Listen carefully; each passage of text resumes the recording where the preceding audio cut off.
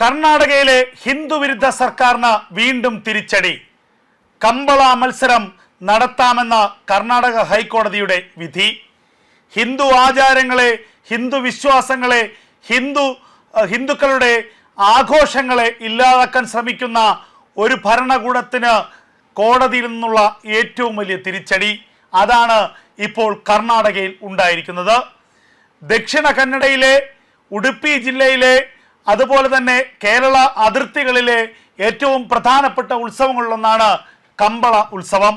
പോത്തുകളുടെ മത്സരയോട്ടം, പോത്തുകളുടെ ഒരു വലിയ വീറും വാശിയും നിറഞ്ഞ പോരാട്ടം, കരുത്തന്മാരായിട്ടുള്ള പോത്തുകൾ, ആ പോത്തുകളുടെ മത്സരം, അതാണ് കമ്പള ഉത്സവം എന്ന് പറയുന്നത്. ഏറ്റവും ചുരുങ്ങിയത് 12 ലക്ഷം ആളുകൾ നേരിട്ട് കാണുന്ന ഒരു മത്സരമെന്ന പ്രത്യേകത കൂടി കമ്പള ഉത്സവത്തിനുണ്ട്.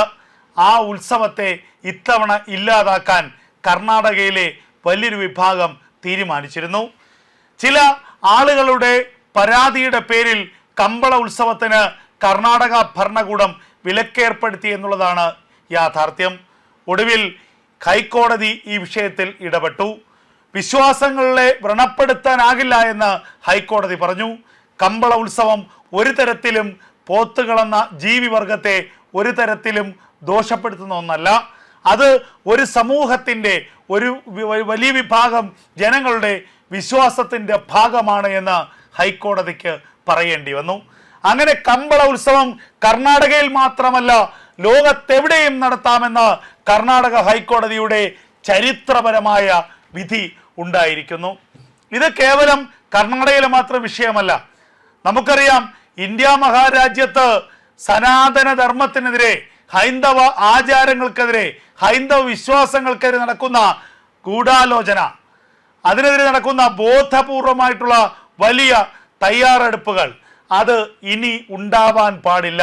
അതാണ് ഈ കർണാടക ഹൈക്കോടതിയുടെ വിധിയിലൂടെ ഇപ്പോൾ ഉണ്ടായിരിക്കുന്നത്. നിങ്ങൾക്ക് എന്താചാരമാണോ നിങ്ങൾ പിന്തുടരുന്നത്, ആ ആചാരം നിങ്ങൾക്ക് പാലിക്കാം, നിങ്ങൾക്ക് ആ ആചാരം പിന്തുടരാം. ഇത് കർണാടക ഹൈക്കോടതിയുടെ വിധിയിലൂടെ ഇപ്പോൾ വ്യക്തമായിരിക്കുന്നു. വിനോദ് കുമാർ എന്ന അർദ്ധ മലയാളിയായ ഒരു അഭിഭാഷകനാണ് ഈ കേസിൽ കമ്പള മഹോത്സവ കമ്മിറ്റിക്ക് വേണ്ടി ഹാജരായത്, ചരിത്രപരമായ ഒരു വിധി നേടിയെടുത്തത്.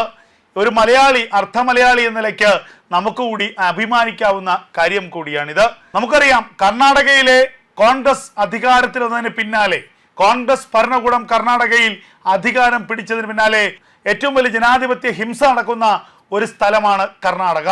RSSനെ നിരോധിക്കാൻ നോക്കി, അതുപോലെ തന്നെ മറ്റു പല ഹിന്ദു ആചാരങ്ങളെയും നശിപ്പിക്കാൻ നോക്കി, RSSന്റെ പദസഞ്ചലനം തടയാൻ നോക്കി, RSSന്റെ ശാഖകൾ കർണാടകയിൽ അനുവദിക്കില്ല എന്ന് ആ സർക്കാർ തീരുമാനമെടുത്തു. എന്നാൽ ഇതിനെയൊക്കെ കോടതി ദൂരെ എറിയുകയാണ് ചെയ്തത്. കോടതി പറഞ്ഞു, ജനാധിപത്യ രാജ്യത്ത് ജനാധിപത്യപരമായി നടക്കുന്ന എല്ലാ കാര്യങ്ങളും നടക്കണം. നമുക്കറിയാം, ജല്ലിക്കെട്ടിനെ തമിഴ്നാട്ടിൽ നിരോധിക്കാൻ ശ്രമിച്ച കാര്യങ്ങൾ, ജല്ലിക്കെട്ടിനെതിരെ ഇത്തരത്തിലുള്ള ഒരു നീക്കമാണ് തമിഴ്നാട് സർക്കാർ നടത്തിയത്. എന്നാൽ അതിനെയും ഹൈക്കോടതി എടുത്തു ദൂരെ എറിഞ്ഞു.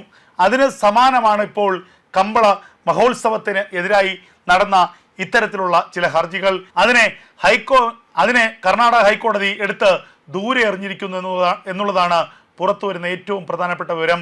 കർണാടക ഹൈക്കോടതി ചരിത്രപരമായ വിധി പറഞ്ഞിരിക്കുന്നു. കമ്പള മഹോത്സവം ഈ കർണാടകയിലല്ല, ലോകത്തെവിടെയും നടത്താം.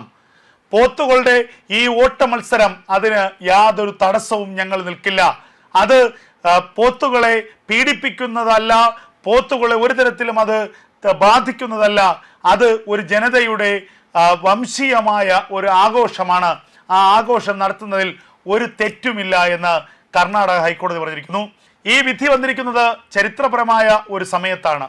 അതായത് തമിഴ്നാട്ടിലെ തിരുപ്രകുണ്ട്രം എന്ന സ്ഥലത്ത് പതിറ്റാണ്ടുകളായി നടക്കുന്ന കാർത്തിക വിളക്ക് മഹോത്സവത്തെ തമിഴ്നാട് സർക്കാർ ഇല്ലാതാക്കിയ സമയത്ത്, അതിനെതിരെ ഹിന്ദുക്കളുടെ വലിയ പ്രതിഷേധം ഉയരുന്ന സമയത്ത്, ആ സർക്കാർ നടപടിയെ തമിഴ്നാട് ഹൈക്കോടതി, മദ്രാസ് ഹൈക്കോടതി അതിരൂക്ഷമായി വിമർശിച്ച സമയത്താണ് ഈ ഹൈക്കോടതി വിധി, കർണാടക ഹൈക്കോടതി വിധി എന്നതുകൂടി നമ്മൾ മനസ്സിലാക്കണം. കേരളത്തിൽ മാത്രമല്ല, രാജ്യത്തിൻ്റെ വിവിധ ഭാഗങ്ങളിൽ കോൺഗ്രസ് ഭരിക്കുന്ന ഇടങ്ങളിൽ അല്ലെങ്കിൽ BJP ഇതര സർക്കാരുകൾ ഭരിക്കുന്ന ഇടങ്ങളിൽ, ഇന്ത്യ മുന്നണിയിലെ അംഗങ്ങൾ ഭരിക്കുന്ന ഇടങ്ങളിൽ നടക്കുന്ന ഹിന്ദു വിരുദ്ധമായ നിലപാടുകൾ കൂടി നമ്മൾ മനസ്സിലാക്കണം, ബോധ്യപ്പെടണം. അതിനെതിരെ രാജ്യത്തെ കോടതികളെടുക്കുന്ന നിലപാടുകളാണ് ഏറ്റവും സുതാര്യമായിട്ടുള്ളത്, ഏറ്റവും ഗൗരവമായിട്ടുള്ളത്. അത് ഇല്ലായിരുന്നുവെങ്കിൽ ഈ രാജ്യത്തിൻ്റെ പോക്ക് എങ്ങോട്ടായിരിക്കുമെന്നുള്ളത് കൂടി നമ്മൾ മനസ്സിലാക്കേണ്ടതാണ്.